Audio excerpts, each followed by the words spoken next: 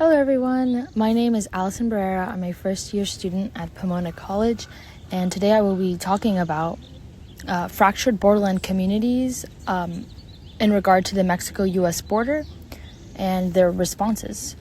So the United States and Mexico borderlands have been shaped through transnational forces such as labor migration, capitalist expansion, U.S. federal Indian policy, and increasing militarization. This, in turn, has led to the creation of liminal spaces. These in-between zones, characterized by transitional land and unclear or blurry laws. Because the rules of the land are unclear, these spaces are typically shaped by racial hierarchy and state power. The borderlands, in turn, have made marginalized communities both necessary and disposable to the U.S. I will want to be focusing on groups that are typically overlooked in the media. I want to focus on Indigenous peoples and Chinese immigrants. And the reason that I say that these groups are overlooked is because a lot of times in the media, the U.S. Mexico border is posed as an issue only existing between these two countries and an issue of Mexican migrants, when we'll see that that's not the case. To understand more about the policies that were formed throughout the 19th century that affect us in the 20th century, we must understand the precursors to the Mexico-U.S. border. So, in Module 2, Race, Ethnicity, and the Dividing Line, we learned about an essential tool that grounded the idea and the dynamics of racial hierarchies, and that is the process of othering. When looking at the primary source of Michele de Cuneo's letter, he refers to multiple indigenous groups as quote-unquote cannibals. And while he was a Spaniard, or this may not seem to have an explicit connection to the U.S., this letter teaches us the important process of othering, which is the social and structural process where a dominant group, in this case, the indigenous groups, in this case, the Spaniard groups or Europeans, form stereotypes and build structural barriers to create an us versus them dynamic, in which the minority group, in this case, is the indigenous groups, are dehumanized in order to justify violence inflicted on them and the taking of their land. And this is explicitly seen when you refer to a group of people as cannibals. You're making them into demons, into evil, and anything that is unlike the quote-unquote us. And this is something that was very important in creating racial hierarchies. Something else that I think is important and that we should look at is the concept of the manifest destiny. So, in Module 3, the native displacement and the dispossessed, we analyze the rhetoric of othering and manifest destiny that naturalized the conquest of indigenous land by Anglo-Americans. In one of the primary sources we looked at, John L. O'Sullivan declares America's manifest destiny in 1845. We see the established roots through O'Sullivan's advocacy of the annexation of Texas and California. He frames Anglo-Americans and their taking and conquest of land as divinely sanctioned and a natural, inevitable process. For example, he states, if Texas became peopled with an American population, it was by no contrivance of our government, but on the express invitation of that of Mexico herself. Wow, this rhetoric, I think it's pretty evident, and it's almost shocking the way that rhetoric naturalized imperialism conquest and erased the sovereignty of nations or people by creating an idea that it was natural and that it was desirable, allows the conquest of people and lands to be presented to the general U.S. population as something that's ideal. And that's going to be very important when we look at the groups mentioned prior, indigenous peoples, and Chinese immigrants. So now I want to jump to the present day and focus first on indigenous peoples and the structural general the structural separation of generations through U.S. policy. So for Indigenous communities, the U.S. borderland policy has ripped their families apart. That might seem like it may be extreme, but that's simply what happened. Federal Indian policy outwardly sought to destroy Indigenous social continuity. This means ripping people from their culture, from their family, from their land. And the U.S. viewed Indigenous groups as obstacles to citizenship and authority of the state because they were too immersed, too entrenched, too tied to their culture and their border region identity. And this ties back to the idea of manifest destiny and othering, where Americans viewed Indigenous peoples not like their own. They viewed them as, they dehumanized them, viewed them as another culture, and because of manifest destiny, where they believed they had rights to the land, they wanted to essentially make that land American, and they viewed them as too other to be able to quote-unquote Americanize them. And because of this, the U.S. saw and for lack of a better word, opportunity to change this through the new generation of Indigenous children. And they did this through the federal assimilation policy. This policy framed structural assimilation as something benevolent, good, almost charity work, rather than what it really was, which is wicked.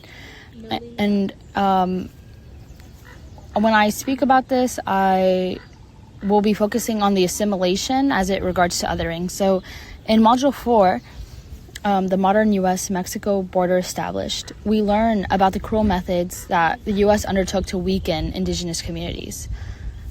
More specifically, they turned to racial hierarchy ideologies such as Pratt's ideology, which was the belief that you could get rid of Indian culture through placing children in boarding schools and to condition these children to adopt Western thoughts and culture. The U.S. used social engineering, a model that psychologically manipulates individuals, and the individuals in this case being children. And we can see how cynical this is. The model school for the boarding schools that were spread across the U.S.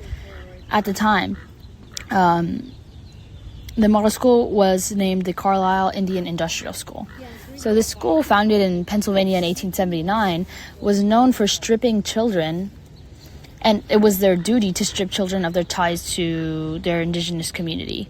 They emphasized learning the English language. They put them in work in regards to their gender, so domestic work if someone was they deemed a girl, or if they were male, then they would put them in more hard labor.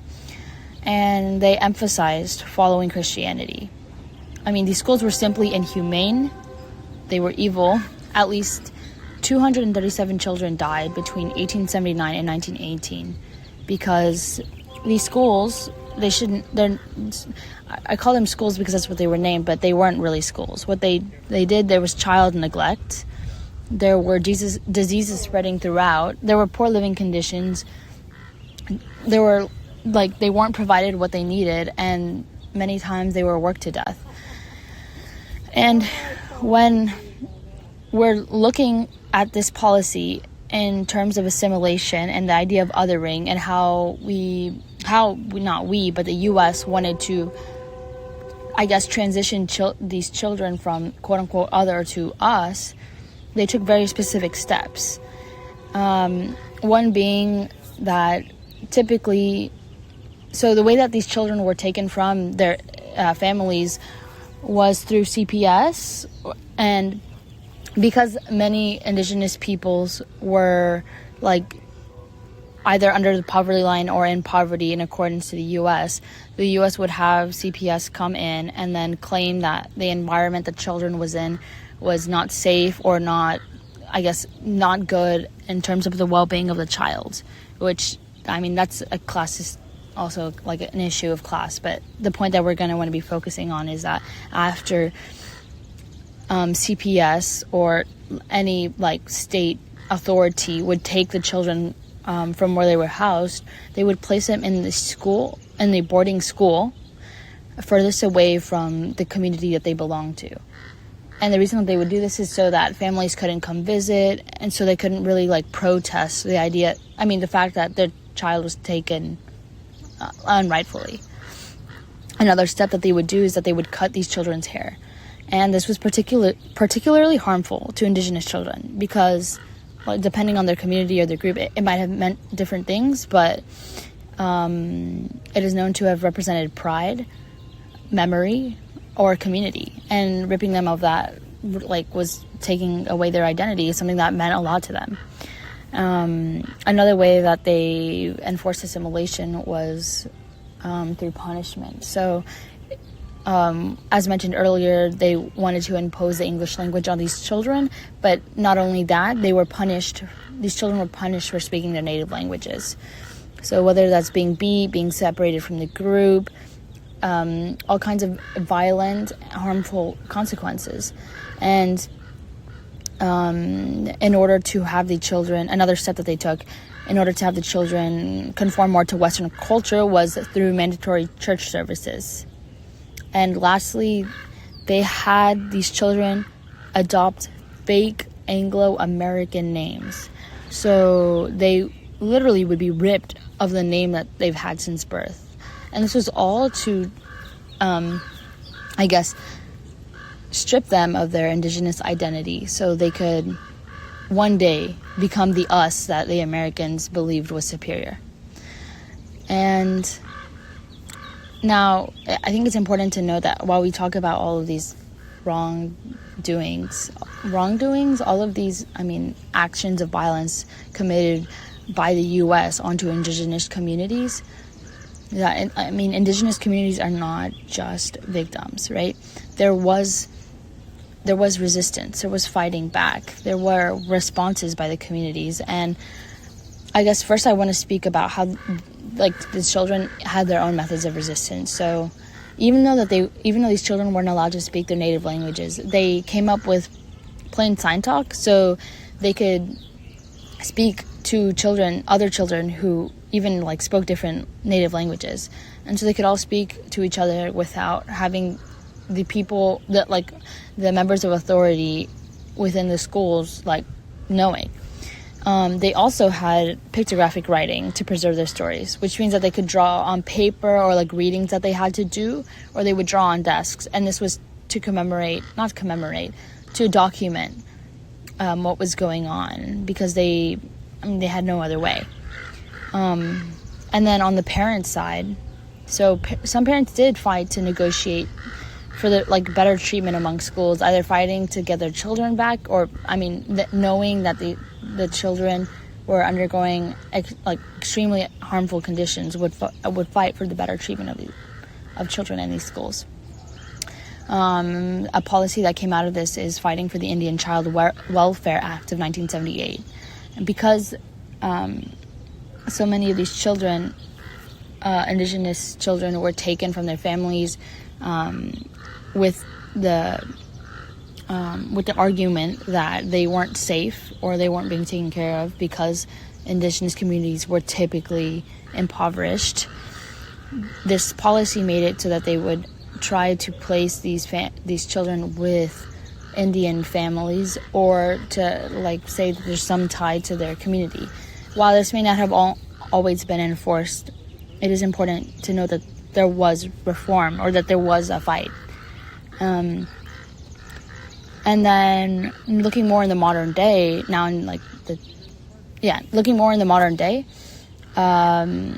we watched a video in class in relation to both Module 3 and 4. So many of these children, as stated prior, had been killed at these schools. But it's important to note that there is still change being made now, or a fight being made now. There are communities and movements being made to go to the graveyards or go to the sites where these children were buried and figure out where their families are, who they are, and fighting for the federal government to admit to what they've done with these schools, which they still haven't. Yeah, and even like the concept of this being spoken about now. In the High Country News Sources article, the U.S. titled "The U.S. Stole Generations of Indigenous Children to the Open West," they make direct ties to the creation of these boarding schools and Manifest Destiny. So they're describing like how like these explicit ties, which I think even of itself is like a response, a modern day response to call for the federal government to admit, record the hundreds, if not thousands, of children who were killed at these schools. But now I want to be focusing on the Chinese immigrants. So, and while indigenous peoples faced forced assimilation and land dispossession, Chinese immigrants encountered exclusion and hyper-surveillance. So in Module 6, the Chinese quote-unquote coolies and the Japanese crossing borders, we learned about the Chinese Exclusion Act of 1882, which marked the first U.S. law to bar immigration based explicitly on race. And this was a reflection of like eugenic ideologies and like racial hierarchies that were created at this time because of like the stereotypes that were made in media regarding Chinese immigrants as the people that couldn't assimilate and that were like that were stealing jobs. So if we look in the chapter Hunting for Chinamen in the book Porous Border in page 58, the author Lim brings up this issue of racial hierarchy and blame. So there was an economic downturn, and this goes to show like the politicization and racialization of the border because government or officials look to politicize or racialize certain issues. And this is because they wanted to center the frustration and anger of the American people toward a certain minority group.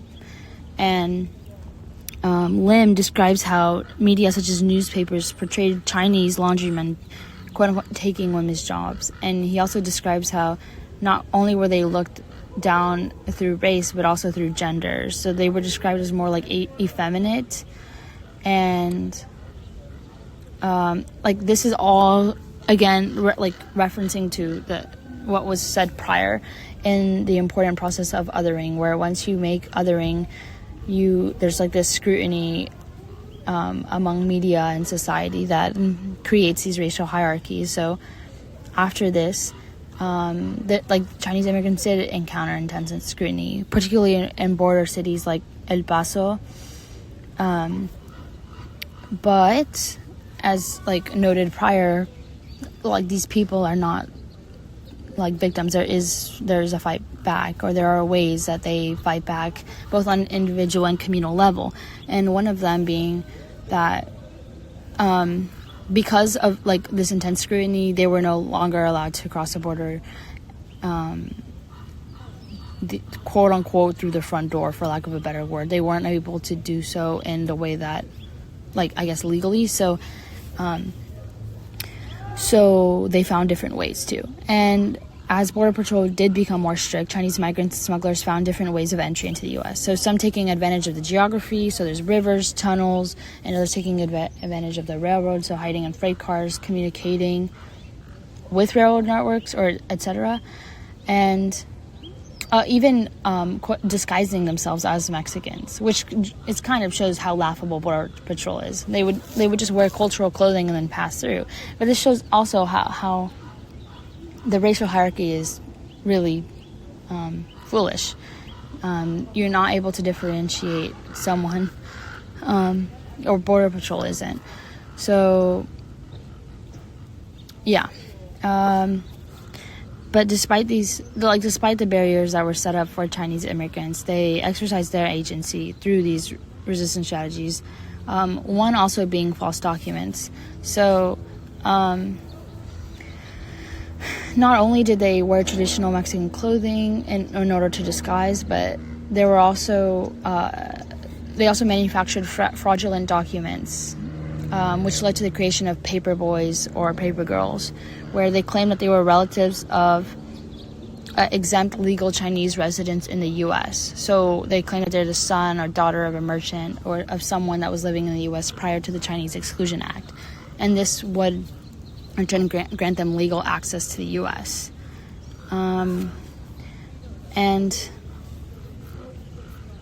So I think it's just important to note that while both of these communities, both indigenous people and Chinese immigrants, faced this, violent actions, like racial scrutiny, like they did fight back. There was a response. And overall, looking at both of these communities, we see that the development of the U.S. Mexico Borderlands is not only an issue between Mexico and the U.S., it's a transnational issue that relates to immigration and expansionism of the U.S. and has been defined by racial hierarchy and state authority. And when we look at the roots of ideologies in these borderlands, such as manifest destiny or these processes of otherings that have led to policy like exclusionary racial policies, we see how the U.S. has implemented structural racism as a mechanism of power along these borderlands. And this is the important defining development is the institutionalization of racialized border control. So it's not necessarily one policy, but the fact that they have literally implemented structural racism intentionally in order to leverage power. It's evident and it's cruel. And we even look now, modern issues. There are still, this applies to the modern day, where we see, there's a video we watched where indigenous communities, the chief was speaking for his tribe, talking about how the border literally cut through their community, and how the one of the moms who did go to these schools, has a disconnect from her culture, and her daughter does, and she's relearning traditions from her ties to the indigenous community, because prior her mom felt such shame and fear of expressing it that she wasn't able to for such a long time. And even though the Mexico-U.S. border is being framed in the U.S. as an issue of Mexican migrants, which is not true. It's not solely that issue. When we look at the idea of Chinese immigrants disguising themselves to be Mexican through cultural clothing, it shows that this is an issue of race, and shows that the border acts like a racial checkpoint. And while it may not be presented that way, that is still true today. So, whatever the media, whichever group the media deems desirable or undesirable, is what the border acts as a checkpoint to. So, now with this horrible presentation of Mexican migrants as criminals or drug lords or whatever they say in the media that they make up, really, it shows that these borders act as a checkpoint. Oh, you're not the desirable race, so now we will not let you in the U.S. And I guess if to conclude, that is that the U.S. Mexico border is not. It's not just an issue of Mexican migrants. It's a transnational issue, and once the media and politicians can understand that is when we can move toward a solution to make change, to stray away from these policies and these hierarchies that have been created from these colonial ideas that have created just everything that we know about the border today. And it's important to note that there is change. There was change then, there was a response then, and there is change now. There are people fighting. There are still indigenous communities fighting for their rights. And there are still migrants who come through the U.S. Mexico border that are fighting for their ability to be here despite all of the racial hierarchies that exist. So it's important. This is an important issue. You should speak to your friends, speak to your family, make that dinner conversation uncomfortable, because this is an issue that is misrepresented in the media in the U.S. and is important to know about. So, thank you.